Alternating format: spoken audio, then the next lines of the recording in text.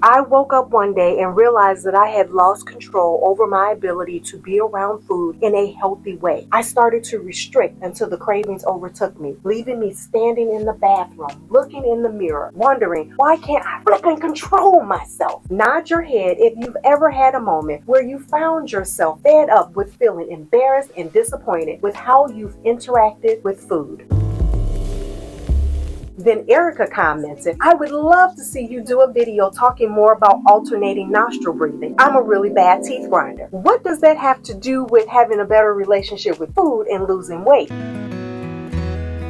Her comment brought to my memory some of the simple habits, practices I've used in support of my 80-pound weight loss that after a decade of maintaining, I tend to forget their benefits and the roles that they played because it's so instinctual at this point. So thank you, Erica. And this is how it all ties in. A telltale sign that I was nearer to causing strife with myself and food was grinding my teeth.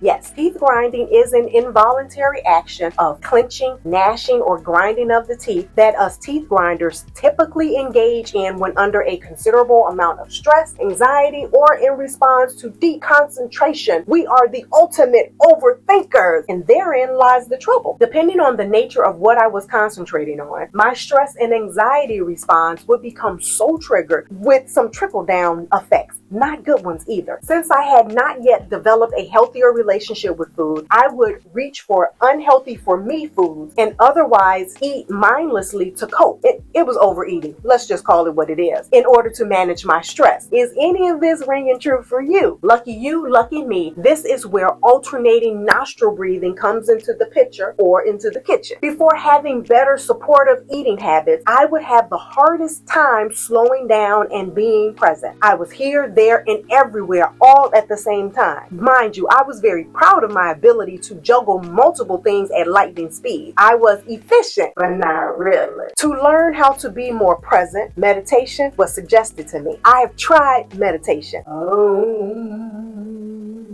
And I've wrestled with the stillness of meditation. And I didn't come out on top, which is strange because I actually like doing resting yoga poses, savasana is what it's called, with no problem. But meditation, that is something I have not yet had success with. However, I needed and I wanted a way to harness the calm and mindfulness of resting yoga poses before eating or snacking, because I noticed that after I did those yoga poses, I had a tendency to approach eating, my health, the way I thought about health, the way I interacted with myself, my body, in a really very positive way after that experience for several hours. And I wanted to have that every time I chose to eat. I wanted to have a way to bring calmness to myself, self-awareness to myself. And this is where alternating nostril breathing comes in. Too much of my encounters with food was done from the head up. My body and how it felt was not part of the equation. When it comes to maintaining and having a really good relationship with food, these two parts, they need to be as one. They need to be in alignment. This is what I was in search of. This is how I came across and started to practice alternating nostril breathing to bring these two parts in alignment and to also help with the teeth grinding because it all works together. Taking a few moments before going into the kitchen or having a snack or sitting down to eat, try closing your right nostril with your thumb and inhaling deeply through your left nostril. Then close your left nostril with your pointer finger and slowly exhale through your right nostril. Inhale deeply through your right nostril, then close it with your thumb and exhale slowly through your left nostril. So we're alternating with your thumb, inhale. Before you exhale, close off the other nostril, exhale. Inhale, close off the other nostril, and exhale. Repeat this breathing pattern till you notice yourself feeling centered, present, and aware of true hunger signals. Awareness of true hunger signals is the starting point of establishing a healthier relationship with food from a place of self-awareness. Eat well, stay active.